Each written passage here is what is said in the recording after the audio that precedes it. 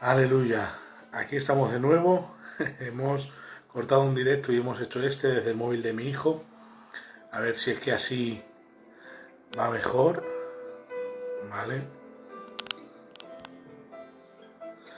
Aleluya. Los que por ahí aparezcan. Aleluya. Decidme si aquí va mejor. Los que estáis entrando. Amador, primo, Dios te bendiga. Eleazar, dime si se ve mejor y no se corta. Me he metido desde el móvil de mi hijo, que quizá vaya mejor que el mío, porque es mejor móvil. Eleazar, Ismael, que estáis por ahí, me acabáis de hablar. ¿Se corta menos, Eleazar, o directamente no se corta? Porque quizás sea mi móvil. Jonathan, estás por ahí, dime si se corta ahora, ¿vale? Y como decía, bendiciones, Abraham. Manuel Silva, Dios te bendiga. Amén, hermoso. Va perfecto. Buenas, Quique, hombre, Dios te bendiga. Diácono de Dios, de lujo, ¿verdad? Claro, era el teléfono. Pues vale, a partir de ahora lo haré con con este teléfono quizá irá mejor. Vale, como os decía, ya sabéis que estamos dando los estudios de la doctrina del Espíritu Santo. El primer estudio fue Deidad y personalidad del Espíritu Santo. Venimiento del Espíritu Santo. Así que nada, si es mejor con diferencia, pues utilizaré este móvil cuando tenga que hacer algún directo. Y así me siento más a gusto, porque la verdad que cuando me dicen que se corta me siento muy mal, ¿vale? Dios te bendiga, José, amigo, perfecto. Heredia, Dios te bendiga, Jesús. Está mejor, vale. Nardi de Murcia, Dios te bendiga. Nardi, conta conectarte, me habéis visto saludarte. Dios te bendiga, quédate aquí en el estudio conmigo. Aleluya, pues vamos a ir a la Biblia rápidamente para comenzar el estudio de la regeneración del Espíritu Santo, morada y sello, que es el tercer estudio. Los preparé hace 2 años. Estos estudios los saqué recogiendo notas de la Biblia, de Biblias de estudio, de unas cuantas, y de libros de teología sistemática. Por eso los estudios que estoy dando, casi todos son basados en versos. Yo también te quiero, Nardi, Dios te bendiga. Joe Pisa, Dios te bendiga. Miguel Maya, Dios te bendiga. Por eso veis que los estudios son verso tras verso, y hoy nos vamos a volver un poquito más locos que los otros 2 días, porque hay bastantes versos en este estudio, regeneración, morada y sello del Espíritu Santo. En medio de ello, tocaremos un poquito, solo un poquito, ¿vale? El Espíritu Santo en los incrédulos de nuevo, porque en este estudio entra eso también, para ver que nosotros somos morada y ellos no son morada, ¿vale? Porque hay por ahí, Jonathan Fernández, Dios te bendiga. La ofrenda no hace falta que la pasemos esta vez. Pues veréis que en el mundo hay veces gente que dice que el Espíritu Santo en su inmensidad, que eso es panteísmo, es una doctrina panteísta, dice que el Espíritu Santo también está en los incrédulos, y no es así. Aunque la vida de Dios, que le pertenece a Dios, la vida está en todos, es el hálito de Dios, el soplo, pero eso no es el Espíritu Santo. Porque si fuese el Espíritu Santo, entonces ellos serían morada del Espíritu Santo. Así que vamos a comenzar el estudio, regeneración. El primer verso, seguramente muchos de vosotros lo sabréis, es el único verso de la Biblia, hasta donde sabemos, que utiliza esta palabra en el sentido de la traducción regeneración, ¿vale? Adam, Miri, Dios te bendiga, ¿vale? Utilizar este teléfono, que ese es el problema entonces todos estos días. Y he cambiado hasta el router. A mis pobres de Vodafone les he hecho cambiar el router. El primer verso de la regeneración, yo creo que todos lo sabréis, es Tito 3:5, que dice la Biblia: nos salvó no por obras de justicia que nosotros hubiéramos hecho, sino por su misericordia, por el lavamiento de la regeneración y por la renovación en el Espíritu Santo. Por el lavamiento de la regeneración y por la renovación en el Espíritu Santo. Como todos sabéis, la regeneración, esa palabra griega es palingenesia, que significa palín es nacer y genesia es de nuevo. Genesia viene de Génesis, que Génesis es una palabra griega. Inicio, de nuevo. En Génesis es inicio o principio y genesia es de nuevo, ¿vale? Entonces, regeneración significa literalmente nacer de nuevo. La regeneración y nacer de nuevo es la misma obra instantánea. ¿Por qué decimos eso? Porque los calvinistas dicen que no es lo mismo. Incluso dicen que el sello no es lo mismo, ¿vale? Por eso vamos a tratar esta doctrina simultáneamente. Regeneración, morada y sello. Nuevo nacimiento, porque la Biblia enseña que es lo mismo y lo vamos a ver a través de este estudio, ¿vale? Es la misma obra instantánea del Espíritu Santo, también llamada el nuevo nacimiento. No hay diferencia entre ambas definiciones de esta obra del Espíritu en nosotros. Solo hay esta diferencia, que nacer de nuevo, como su propio nombre indica, destaca el estado de muerte espiritual y la carencia de comunicación con Dios, en contraste a la manera en que ahora estamos vivos en Cristo por el Espíritu y tenemos comunicación con el Padre en un mismo Espíritu, esto en referencia al maravilloso Espíritu Santo que en Efesios 2.18 dice que todos tenemos, Efesios 2.18, todos tenemos una misma entrada al Padre por el Espíritu. O sea que por el Espíritu es que tenemos entrada al Padre y comunicación con Él. Todos sabemos que esto es que parte de la obra salvífica de Jesucristo, pero es el Espíritu Santo que hace la obra en el creyente, ¿vale? Eso es lo que estamos tratando en estos estudios a partir de hoy, porque en los estudios anteriores dijimos que hablemos de la deidad y personalidad del Espíritu Santo. En el segundo estudio hablemos cómo actuaba Cristo en el Antiguo Testamento, en la vida de Cristo y en los incrédulos. Y ahora cómo actúa Dios en los creyentes a partir de ahora, y aquí tocaremos algún punto de cómo actúa en los incrédulos, añadiéndolo al estudio anterior, ¿vale?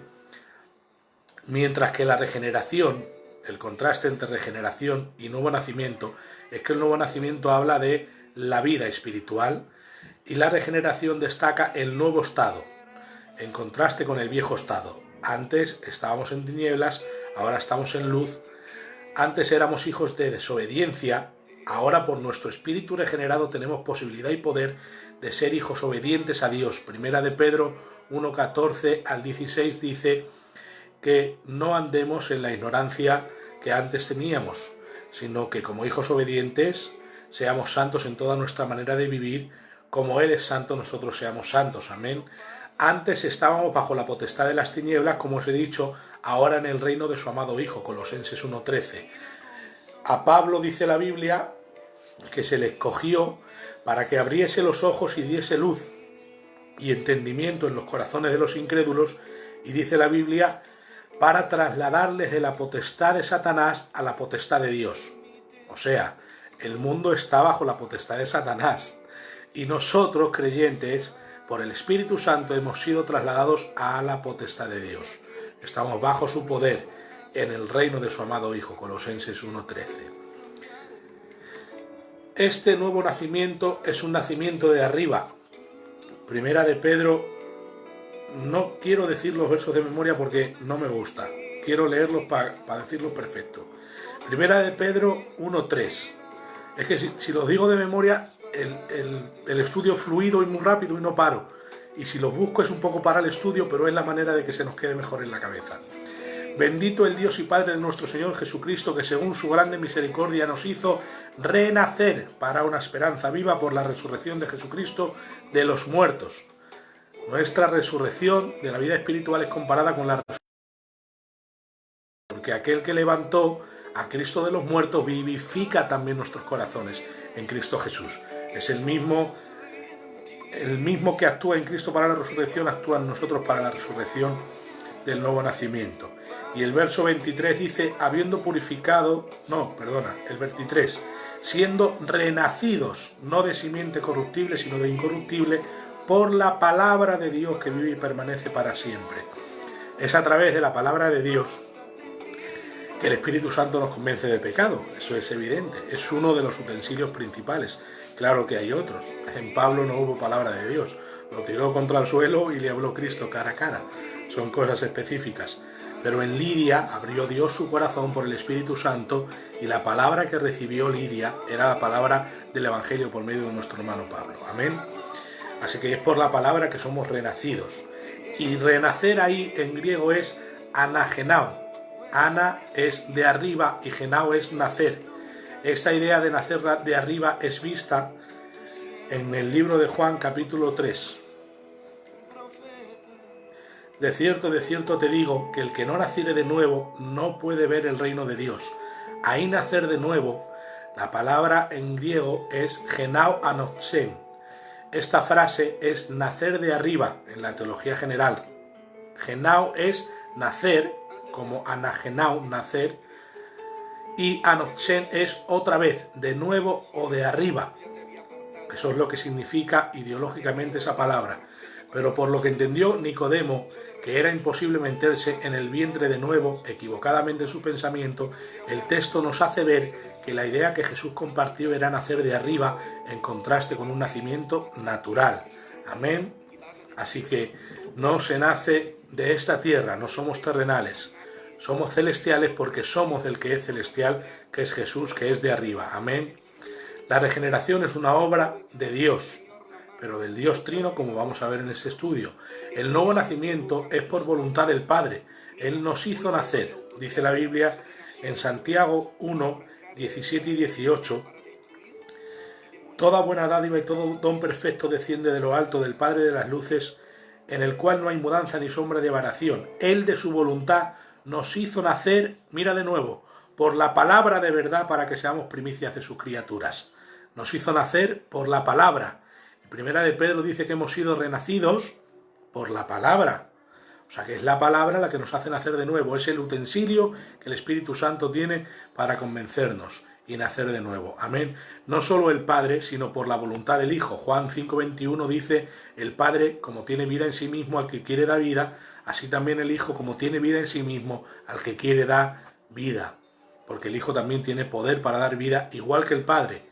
A los que quiere dar vida, dice el verso. Juan 5:21.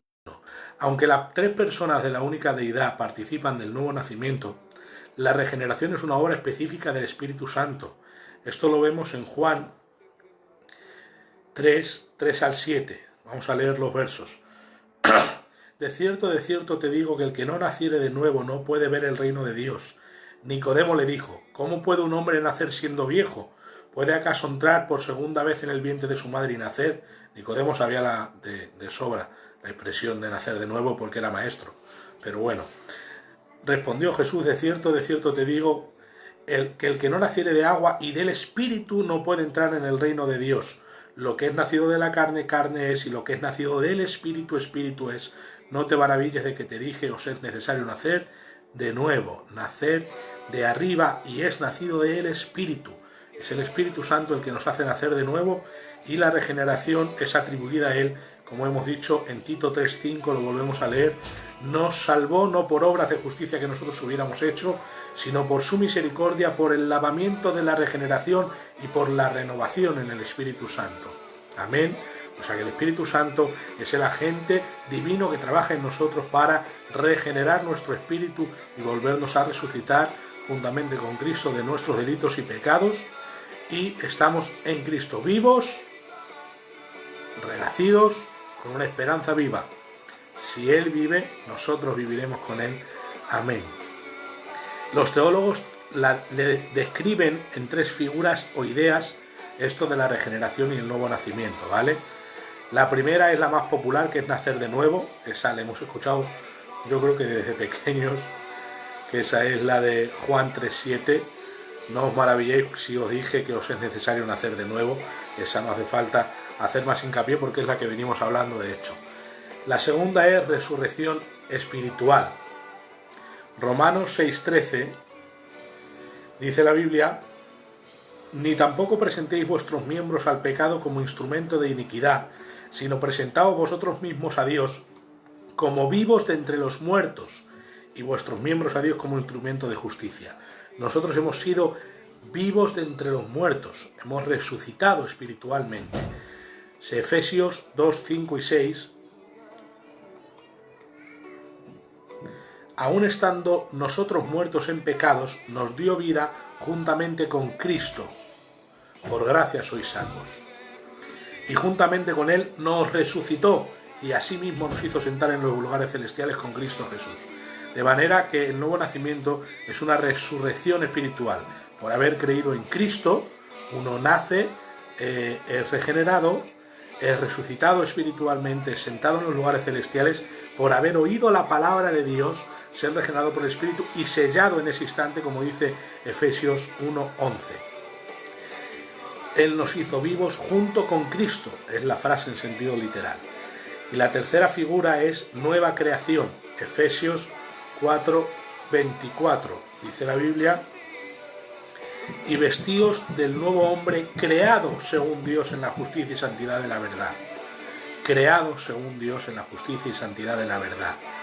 Segunda de Corintios 5:17, texto súper famoso, yo creo que no lo sabemos todos de memoria. De modo que si alguno está en Cristo, nueva criatura es, las cosas viejas pasaron, he aquí todas son hechas nuevas.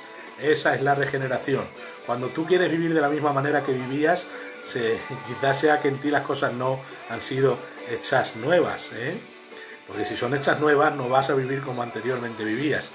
No podemos vivir como antes estando nuestra ignorancia, dice Primera de Pedro, sino que seamos obedientes porque ya no estamos en ignorancia.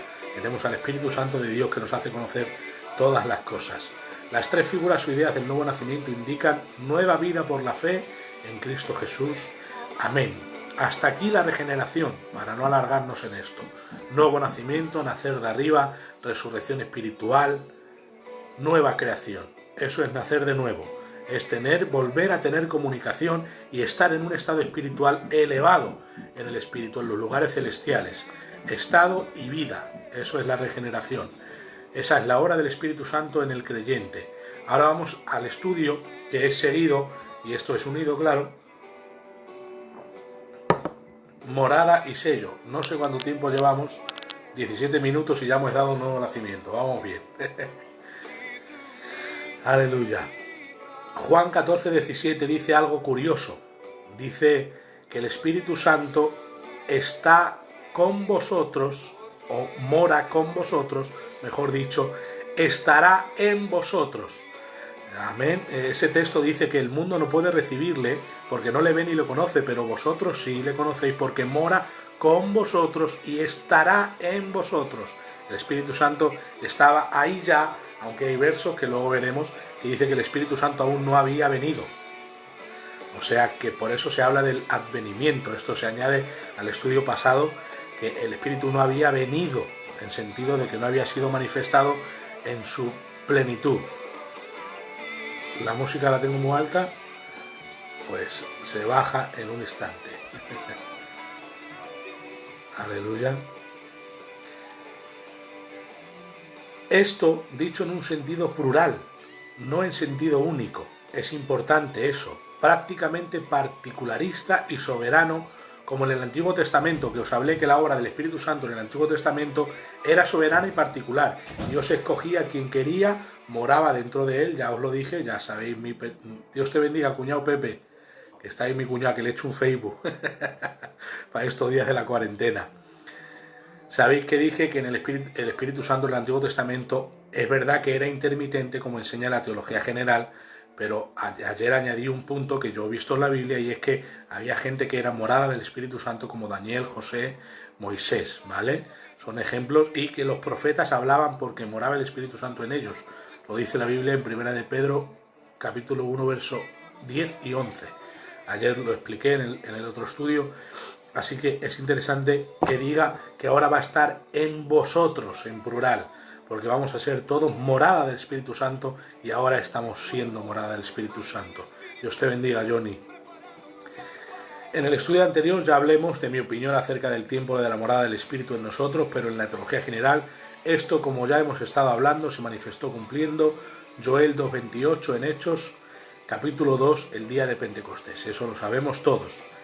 Primero veamos versos en los que explícita o implícitamente, la Biblia enseña que los incrédulos no son templo del Espíritu Santo. Y esto quiero recalcarlo de nuevo porque hay gente que se confunde, ¿vale? Al explicar la inmensidad de Dios, se meten en doctrina panteísta, que el Espíritu de Dios está en todos. Dios te bendiga, Johnny, compañero. Es mi contrario amigo. Pues El panteísmo enseña que Dios está incluso en los árboles, porque la inmensidad de Dios lo cubre todo y lo llena todo, entonces dicen que en los incrédulos también está. Por eso vamos a ver versos que enseñan que en los incrédulos no está el Espíritu Santo, ¿vale? Mira, primero, en cuanto al conocimiento, ¿vale? No pueden saber las cosas de Dios. Primera de Corintios 2:14, no pueden saber las cosas de Dios. Mira, pero el hombre natural no percibe las cosas que son del Espíritu de Dios, porque para él son locura y no las puede entender porque se han de discernir espiritualmente.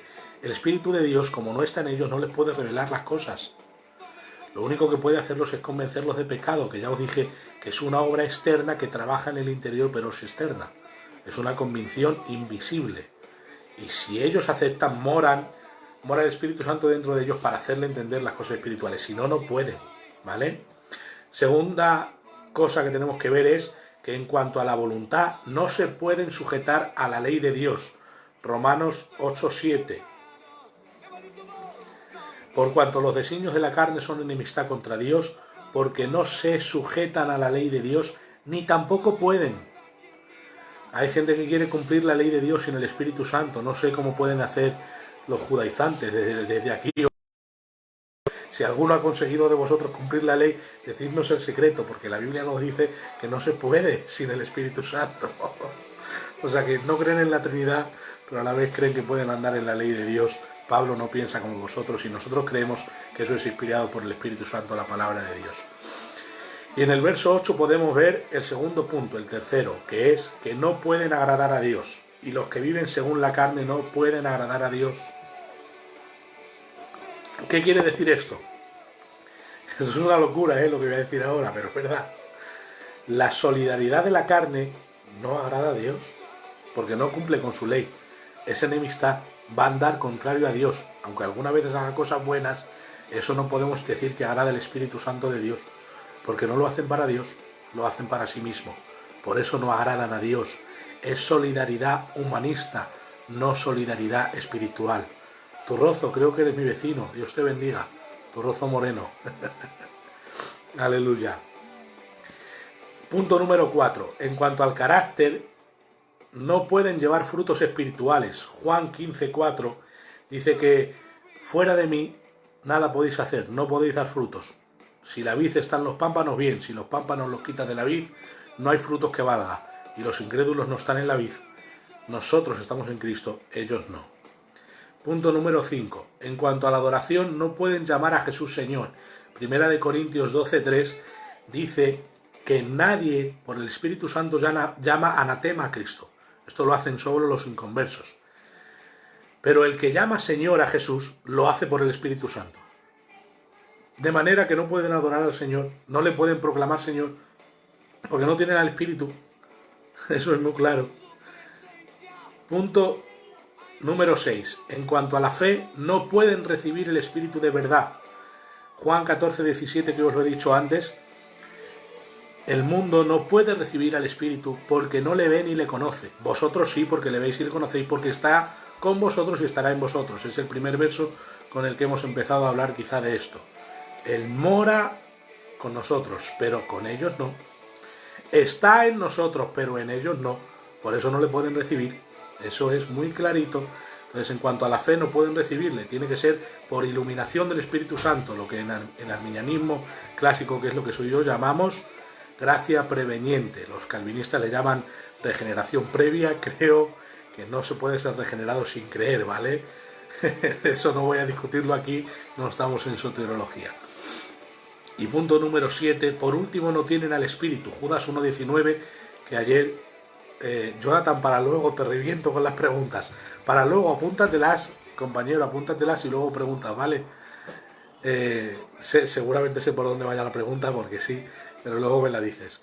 Por último, el último punto, el número 7, Judas 1:19. Dice la Biblia que los sensuales que no tienen al Espíritu, literalmente, no tienen al Espíritu. No hay cabida para dudar, ¿vale? La ausencia del Espíritu Santo es muerte espiritual y así se encuentra en hoy día los incrédulos. Efesios capítulo 2, versos 1 y 5. Los dos dice que los que están en pecado están muertos en delitos y pecados. Los dos dice que están muertos. Si no están en Cristo, están muertos. ¿Por qué? Porque no tienen Espíritu Santo, no tienen resurrección espiritual, no han nacido de nuevo. Amén. Eso quiere decir que no están en un estado del reino del amado Hijo y que no tienen comunicación con el Padre porque no han nacido de nuevo. Amén. Estos textos nos enseñan las dos caras del asunto. Ellos están muertos en delitos y pecados y nosotros estamos vivos juntos con Cristo porque Él nos dio vida. Aleluya, es lo que tengo escrito ahí en el estudio de hace 2 años, seguramente porque me emocioné. Dios nos dio su Espíritu y mora en nosotros. Juan 7, 37 al 39. Aquí mora y nos dio, es porque voy a hablar después de que el Espíritu Santo es un don y que mora con nosotros, y hablo de diferentes aspectos de morar y dar y diferentes acciones del Espíritu Santo en nosotros. Por eso voy a dar textos y voy a intentar leer todos. Hoy os he dicho que vamos a andar por toda la Biblia, ¿vale? Como locos. Yo os los leo, luego se queda grabado y quien quiera pues lo repase. Y más que ahora no se corta, me imagino que todo va bien. Perdona, me he ido a Hechos, tengo una Biblia electrónica. Juan 7, 37 al 39. En el último y gran día de la fiesta, Jesús se puso en pie y alzó la voz diciendo: si alguno tiene sed, venga a mí y beba. Escuchen estos textos que son importantes para la doctrina del advenimiento. El que cree en mí, como dice la Escritura, de su interior correrán ríos de agua viva. Esto en referencia a Ezequiel, creo que es 47, hablando del río. Esto los judíos lo entendieron. Hoy día nosotros no sabíamos identificar esto, pero los judíos lo entendieron perfecto porque del templo salían unas aguas salutíferas de las cuales todos podían beber, que es el Espíritu Santo. Y bueno, eso es un tema aparte, pero esto dijo del Espíritu que habían de recibir los que creyesen en Él. ¿Cómo se recibe el Espíritu? Creyendo en Él. Amador, hay ateos que hacen buenas obras. Ya te he dicho que las hacen para sí mismo, no las hacen para Dios. Por eso no agradan al Señor. Antes lo he especificado. Luego al final, si queréis hacer preguntas, Amador, apúntate preguntas, primo. No, hasta el momento no me han hecho muchas preguntas. Esto dijo del Espíritu que habían de recibir los que creyesen en Él. Pues aún no había venido el Espíritu Santo porque no había sido Jesús aún glorificado. Por eso no había venido el Espíritu Santo. ¿Cuándo vino el Espíritu Santo? Cuando Jesús fue glorificado. Por eso se habla del advenimiento del Espíritu Santo en el día de Pentecostés. Aunque sabemos que ya sopló el Espíritu Santo y estaba con ellos, pero la manifestación total y plena del Espíritu Santo fue en el Pentecostés por esto, porque no había venido aún el Espíritu Santo, porque Jesús no había sido glorificado. Amén. Esos son textos que tengo que aclarar. Los siguientes simplemente podemos leerlos. Hechos 11, 15, 18. Hechos 11, 15 al 18. Y cuando comencé a hablar, cayó el Espíritu Santo sobre ellos también, como sobre nosotros al principio. Entonces me acordé de lo dicho por el Señor cuando dijo: Juan ciertamente bautizó en agua, mas vosotros seréis bautizados con el Espíritu Santo. Si Dios pues les concedió, es un don, también el mismo don que a nosotros que hemos creído en el Señor Jesucristo, ¿quién era yo que pudiese estorbar a Dios? Entonces, oídas estas cosas, callaron y glorificaron a Dios, diciendo: de manera que también a los gentiles ha dado Dios arrepentimiento para vida, porque los judíos seguían en sus 13 de que el arrepentimiento del Espíritu Santo era solo para ellos. Por eso los judíos nunca predicaban la Torá si no te hacías prosélito. Tenías que hacerte prosélito a la fuerza. Circuncidarte, raparte la cabeza, quedarte más calvo que yo y bautizarte en una pila de 500 litros que cubriese todo tu cuerpo. Amén. Seguimos con los versos Romanos 5:5. Y la esperanza no avergüenza, porque el amor de Dios ha sido derramado en nuestros corazones por el Espíritu Santo que nos fue dado, porque esto es un don totalmente, esto no es de nadie. Romanos 8, 9 y 11. Capítulos 8, verso 9. Mas vosotros no vivís según la carne, sino según el Espíritu, si es que el Espíritu de Dios mora en vosotros. Somos morada. Otra cosa que hay gente que duda es que si somos o no morada del Espíritu Santo. Y vamos a ver versos de que somos morada, por favor. Y es que lo dice claro, no sé por qué enredamos tanto con la Biblia. Mora en vosotros. La preposición griega es ep, que ya sabéis que significa dentro de. Y si alguno no tiene el Espíritu de Cristo, no es de él. Amén. Sigamos con los versos. El verso 11. Y si el espíritu de aquel que levantó de los muertos a Jesús mora en vosotros, mira lo que os he dicho antes también, el que levantó de los muertos a Cristo Jesús vivificará también vuestros cuerpos mortales por su espíritu que mora en vosotros. Lo dice 3 veces en esta parte. Mora dentro de vosotros, mora dentro de vosotros. Habéis sido vivificados, nacidos de nuevo, resucitados espiritualmente, y es la señal de la herencia de que resucitaremos el día postrero y seremos transformados, que luego hablaremos de las arras. Primera de Corintios 3:16, mucho más conocido por todos, para decir que el Espíritu Santo mora en nosotros. ¿No sabéis que sois templo de Dios y que el Espíritu de Dios mora en vosotros? Luego me dices qué texto, apúntatelo, Jonathan, que luego quiero tratar versos. Eso sabes que me encanta, sabes que soy un enreda.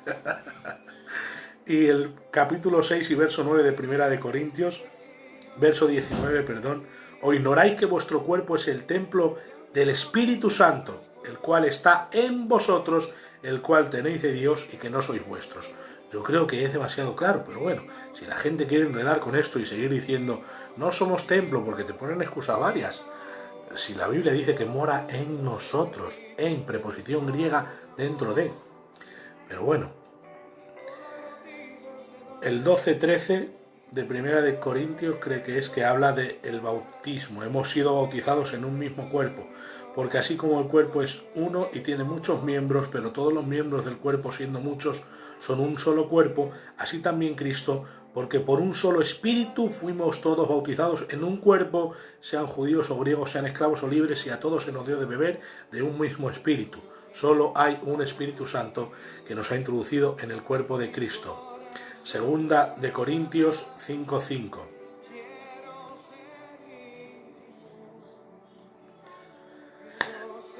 Mas Él nos hizo para esto mismo Dios.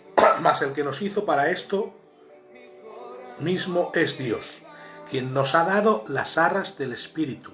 Quien nos ha dado, porque es un don, las arras del Espíritu. Las arras es una señal, como la señal de un coche. Luego lo explicaré lo que son las arras, porque ahí vamos a dirigirnos en este estudio. Gálatas 3:2. Esto solo quiero saber de vosotros. Mira, de nuevo, ¿vale? ¿Recibisteis el Espíritu por las obras de la ley o por el oír con fe? Por el oír con fe, ¿vale? Es por la fe que recibimos al Espíritu Santo. ¿Cuándo? Cuando ejercemos fe instantáneamente y somos sellados por el Espíritu Santo y somos templos, somos morada, somos regenerados, nacemos de nuevo, tenemos las arras del Espíritu. Gálatas 4:6. Y por cuanto sois hijos, Dios envió a vuestros corazones al Espíritu de su Hijo, el cual clama, habla, Abba Padre. En el estudio anterior o en el primero hablé de que la Trinidad está en nosotros, porque dice, yo y mi Padre haremos morada en él. Y también el Espíritu Santo, porque si está el Espíritu Santo, está el Espíritu de Cristo y está el Espíritu de Dios, como dice Romanos 8:9, ¿vale? Porque la Trinidad, cada uno de cual está dentro de sí mismo. Cristo está en el seno del Padre, dice la Biblia. Eso es la relación intratrinitaria, se llama ad intra, en latín, que significa que es interior. Ad extra es lo que hace por nosotros, ad intra es lo que hacen en ellos y por ellos en economía, ¿vale? Economía de la Trinidad es otra doctrina, pero no quiero tocarla porque genera problemas aquí y son estudios del Espíritu Santo, aunque demasiado les habla hoy y estos días a los universitarios con esto, pero bueno. Primera de Juan 3:24.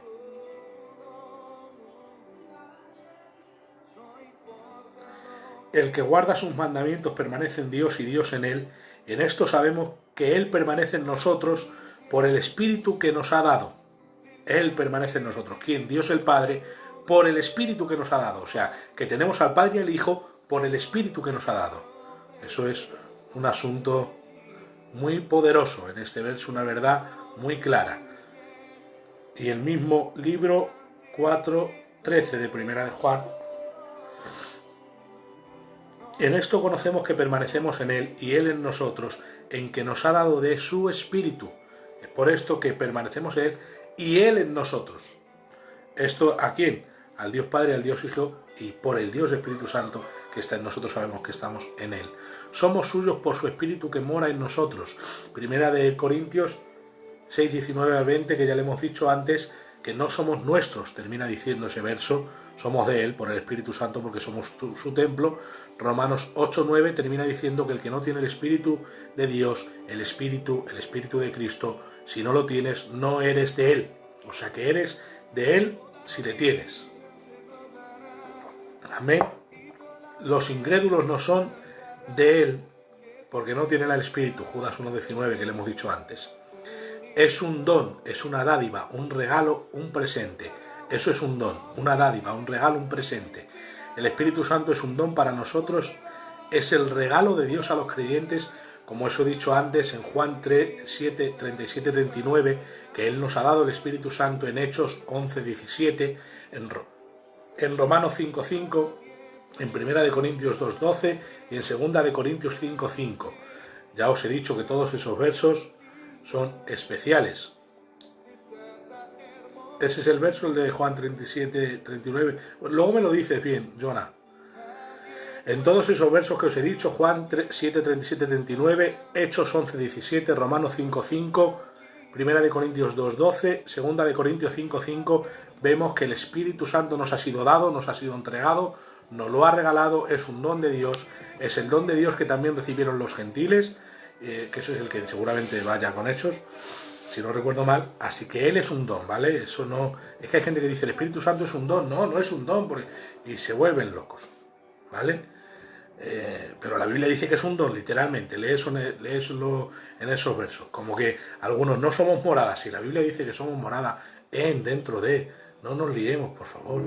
Sí, es claro. A veces cuando las cosas las veo muy claras en la Biblia y cuando uno habla... ¿Sabes qué suelo hacer cuando hacen eso? No aguiselo casuno en calorruno. No hago caso. Porque veo que son cabezones y ya está. Mira, voy a hablar algo interesante, ¿vale? Con lo que muchos quizá no estarán de acuerdo y me voy a gozar con todos los que no estén de acuerdo, ¿vale? Dice la Biblia, digo yo en el estudio, pero ahora lo vamos a ver con la Biblia. Él nos ungió, capacitó, eso es ungir. Tenemos la unción todos, cada uno en el área que le ha sido asignada por el Espíritu Santo. 1 Corintios 12:11 dice que todos tenemos don. Quédate las preguntas apuntadas, Jonah. Todos tenemos dones, pero cada uno nos ha sido dada la manifestación del Espíritu conforme a su voluntad. Él lo ha dado como Él ha querido, dice 1 Corintios 12:11. Ahora, 2 Corintios 1, 21 y 22. Sí.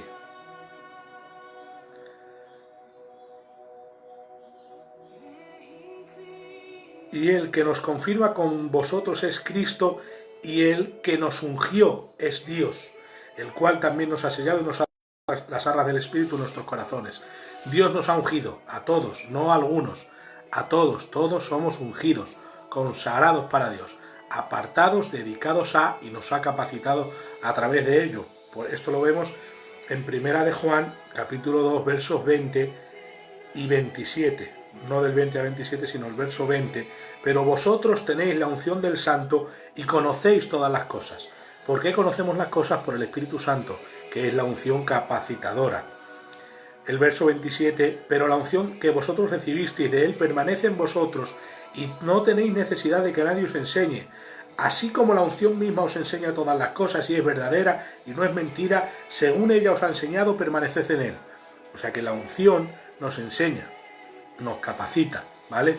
Nos unge, nos separa, nos consagra, que es el Espíritu Santo, porque es la unción que hemos recibido, y sabemos que la unción en el Antiguo Testamento simboliza el Espíritu Santo, que eso sería un estudio un poquito más largo, si no nos tiramos 2 horas, pero estos textos están en plural, que eso es importante, y se identifican con todos, y no es algo exclusivo a cada cual. Dios ungió, capacitó, y dio su unción, capacidad para llevar a cabo funciones diversas. La unción es el Espíritu Santo capacitando para llevar a cabo las funciones que Él asigna a cada creyente. Ahora, esto es lo que algunos no estarán de acuerdo, pero yo absolutamente lo voy a decir porque estoy de acuerdo, ¿vale? Creo en los niveles de unción, ¿vale? Lo digo aquí en directo, que me vea toda España y compartirlo. Creo en los niveles de unción, ¿vale? ¿Por qué creo en los niveles de unción? Porque creo que no tenemos todos la misma capacidad en las mismas áreas. Cada cual tiene distintas capacidades en distintas áreas. Y si las capacidades son de una misma área, no todos se desempeñan con el mismo nivel. ¿Vale? Lo digo así de claro, creo en los niveles de unción. ¿Por qué? Porque uno puede enseñar, pero no enseña con el mismo nivel que puede enseñar otro. Por ahí estaba el abuelo. Yo ahora mismo estoy dando estudios, pero el abuelo tiene más capacidad para enseñar que yo. Pues entonces él tendrá más unción en ese área, ¿no? Eso es una verdad como una casa. Las áreas de cada ministerio, de cada don, son diferentes. Las unciones son diferentes. Por eso hay gente que dice, unción para profetizar, unción para... Bueno, yo entiendo esa palabra. Son diferentes unciones, quiere decir, son diferentes capacidades. No os volváis locos. Son diferentes capacidades. Y claro, no todas están al mismo nivel. No todos predicamos como mi padre. Mi padre es un hombre que me encanta predicando. No todos predicamos como él. O como mi pastor José. Tiene una gracia para explicar la Biblia de una forma devocional que no hay quien la aguante. Es una gracia que Dios ha puesto en él, no la ha puesto en mí. Yo predico así casi como doy estudios. Pero mi pastor José tiene una gracia especial. Mi hermano el Pedro, José del Centro, Emilio Motos, no tenemos su capacidad todos. Eso es una unción específica, ¿no?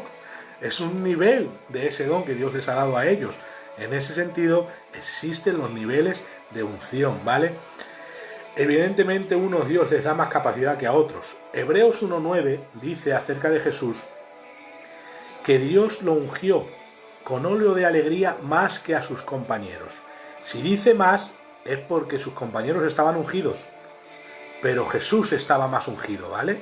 Más que a sus compañeros con óleo de alegría, que es símbolo de la unción en el Espíritu Santo.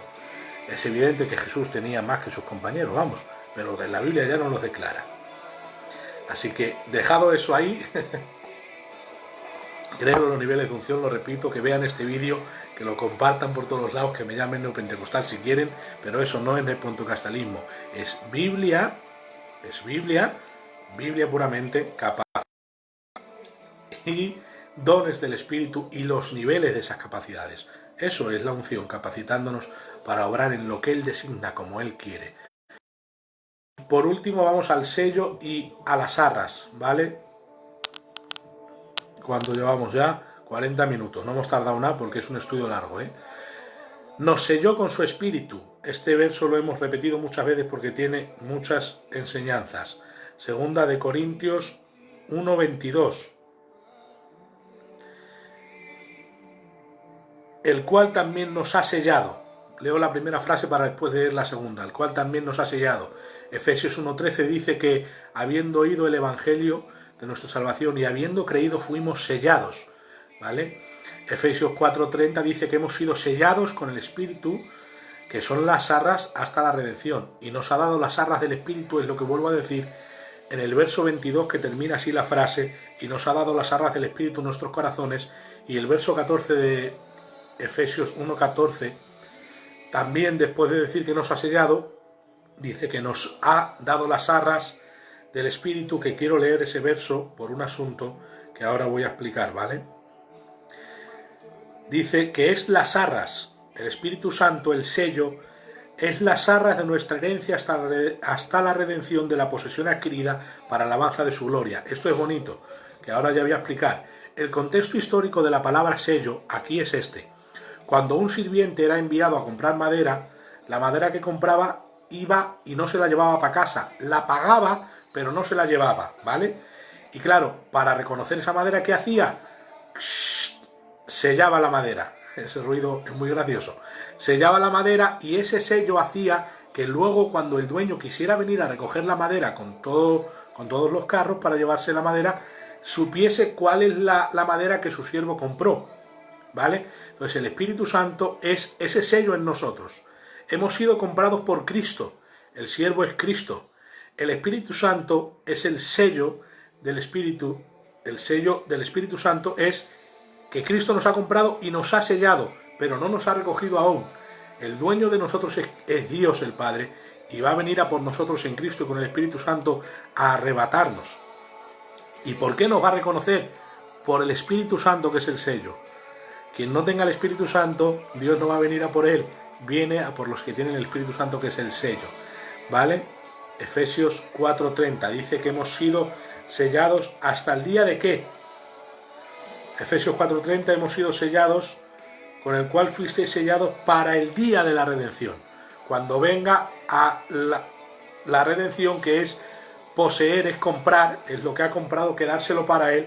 Ahí es la palabra redención, que la puedo explicar en griego, pero esto es de cristología y no me quiero meter ahí para los siguientes estudios. Nos ha comprado y nos sacará del mercado, en esta palabra en griego, y seremos suyos para siempre, porque tenemos el sello, que es el Espíritu Santo. Y las arras del Espíritu, que hemos hablado en el 14 de Efesios, 1.14 de capítulo 1 de Efesios, y el 1, 22 y 23 de Primera de Corintios. Pero en el 14 lo vemos mucho mejor, porque dice que es las arras de nuestra herencia hasta la redención de nuevo, de la posesión adquirida para alabanza de su gloria. Ahora, la palabra arras en griego es arrabón, que significa la señal de un pago, un adelanto que garantiza que recibiremos el total de la posesión adquirida, recibiendo el total tiempo después. ¿Qué quiere decir? Nosotros los gitanicos lo sabemos de sobra. Vamos a comprar un coche y damos una señal si no tenemos todo el dinero ahí o no se puede pagar en ese momento. Esa señal evidencia que yo estoy interesado en comprar ese coche y que volveré con la parte restante a comprar el coche. Eso significa las arras. El Espíritu Santo es la señal inequívoca de que hasta la redención pertenecemos a Dios y que va a venir a buscarnos y nos va a dar esto, que es las arras de nuestra herencia hasta la redención, de la posesión adquirida para la alabanza de su gloria. Quiere decir que tenemos una herencia arriba en los cielos, y la señal de que eso nos espera es que tenemos el Espíritu Santo, que son las arras. Romanos 8, 16 y 17, y termino, y ya si hay alguna pregunta apuntada por ahí, me lo decís. El Espíritu mismo da testimonio a nuestro espíritu de que somos hijos de Dios, porque Él son las arras, es el sello. Y si hijos, también herederos, herederos de Dios y coherederos con Cristo, si es que padecemos juntamente con Él, para que juntamente con Él seamos glorificados. Y con esto terminamos el estudio. Él es las arras, Él es la señal, Él es el sello hasta la redención. Somos morada, hemos sido regenerados, hemos nacido de nuevo, hemos resucitado espiritualmente, somos una nueva creación. Este es el estudio de la regeneración, nuevo nacimiento, morada y sello. Un estudio que es precioso. Yo aquí me emociono menos porque lo estoy explicando, pero yo cuando los leo solo, estos estudios, lloro, me la gozo, brinco. Aquí no brinco porque me da el H, que estoy muy gordo, pero de verdad que me llena de gozo saber que soy un nacido de nuevo, que tengo al Espíritu Santo de Dios dentro, que Él es el sello, que Él es las arras de la herencia de la posesión adquirida, y esto es un gozo para los cristianos. Amén.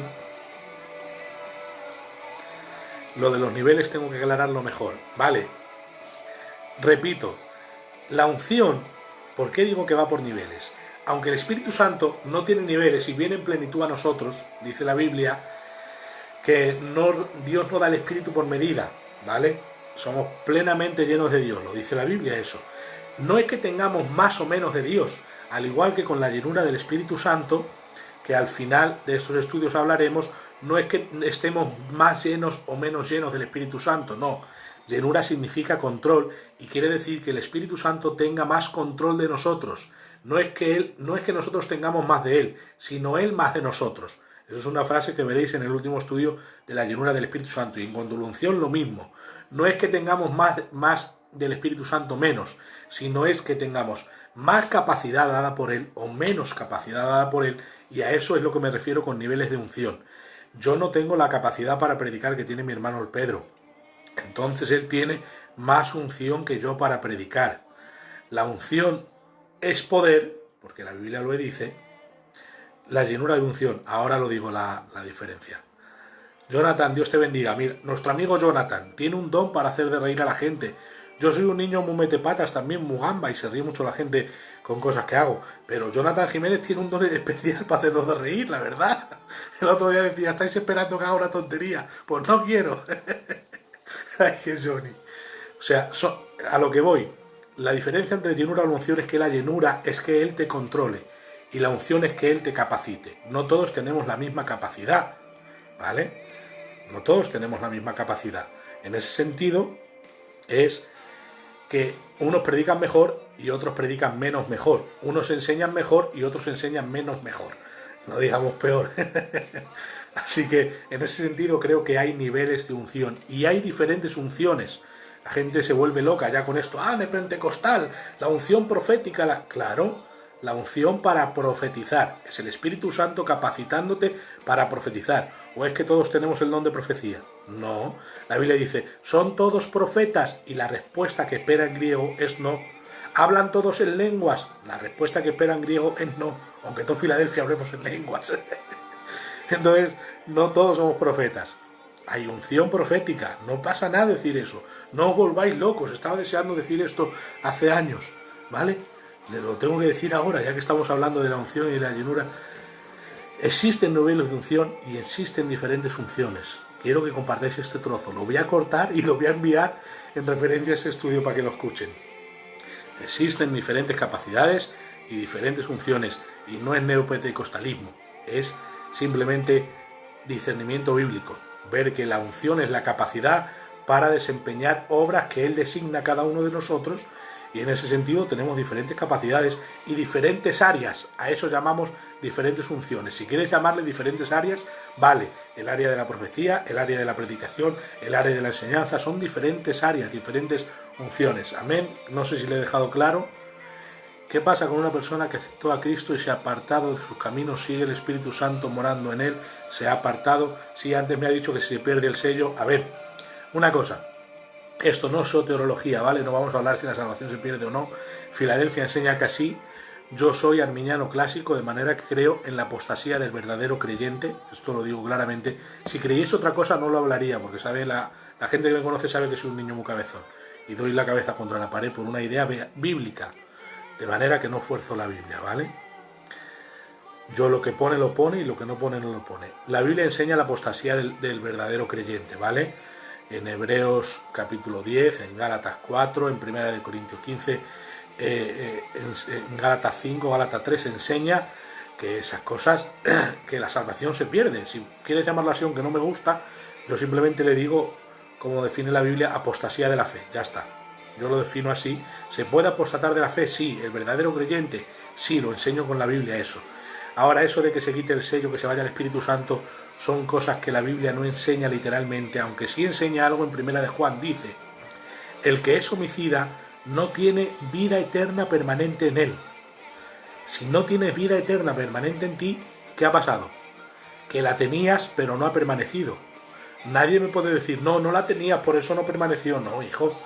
Yo no puedo irme de un lugar y decir, no he permanecido ahí porque no me ha gustado. ¿Será que he ido a ese lugar? No tiene sentido.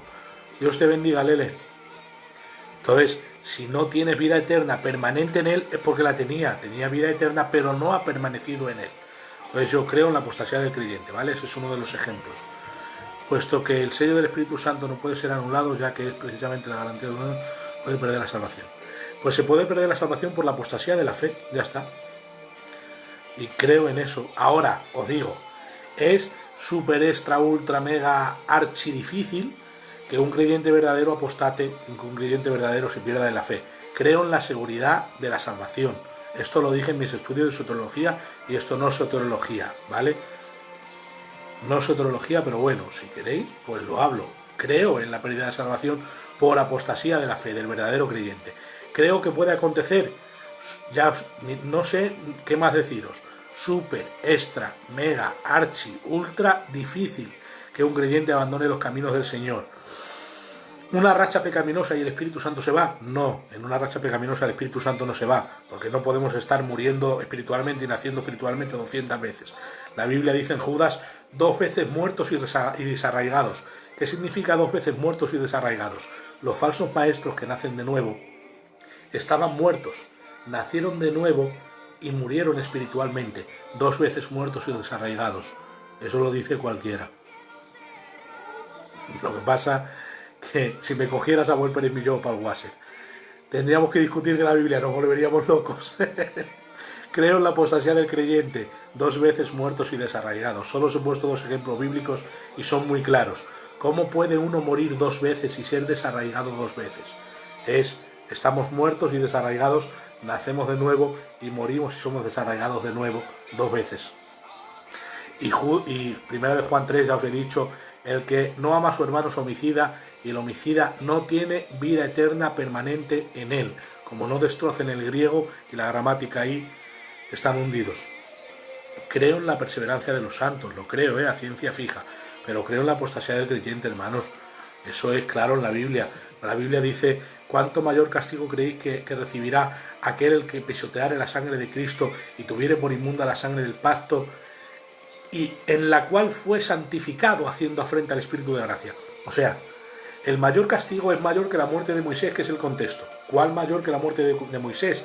Dice que el que peca deliberadamente después de haber recibido conocimiento no le espera otra cosa que juicio y hervor que ha de devorar a los adversarios. Y ahora el pecar deliberadamente ahí es apostatar de la fe. ¿Cómo? Renegando de Cristo, pisoteando su sangre, teniéndola al nivel de los animales, y dice, teniendo por común al nivel de los animales, como la de los animales, como una sangre normal, la sangre del pacto en la cual ha sido santificado. Ahora, si nos hablamos a la doctrina de la santificación, tú eres santificado por la propiciación en su sangre. Por haber creído en Cristo, has alcanzado la propiciación. Se ha cesado la ira de Dios. Y dice la Biblia, eso es soteriología, pero bueno, no me gusta mezclar temas. Lo hago incluso con las lecturas, no me gusta mezclar lecturas. Leo una cosa y se acabó. En cuanto a la propiciación, dice que que Cristo es nuestra propiciación por la fe en su sangre. O sea que si dejas de tener fe en su sangre, es porque la tenías, y si tenías fe en su sangre, habías sido santificado. Por eso dice, teniendo la sangre de Cristo por inmunda o por común, como la sangre de los animales, y dice, en la cual ha sido santificado. No hay santificado que no sea salvo. Si ha sido santificado en la sangre, no le busquéis prisa al gato. Si ha sido santificado, ha sido nacido de nuevo, y el castigo es mayor que la muerte de Moisés. Y el que peca deliberadamente, que es el contexto de ese verso, capítulo 10, 26 al 30 de Hebreos, dice que el que peca deliberadamente solo le espera juicio y hervor que ha de devorar a los adversarios. Es más claro que el agua, hermanos. Si la Biblia enseña que no se pierde la salvación, yo lo creyese a ciencia fija, ¿vale? Pero si la Biblia enseña que el verdadero creyente puede apostatar, pues lo tengo que creer, porque como dije en el primer estudio, no se tiene que forzar la verdad bíblica.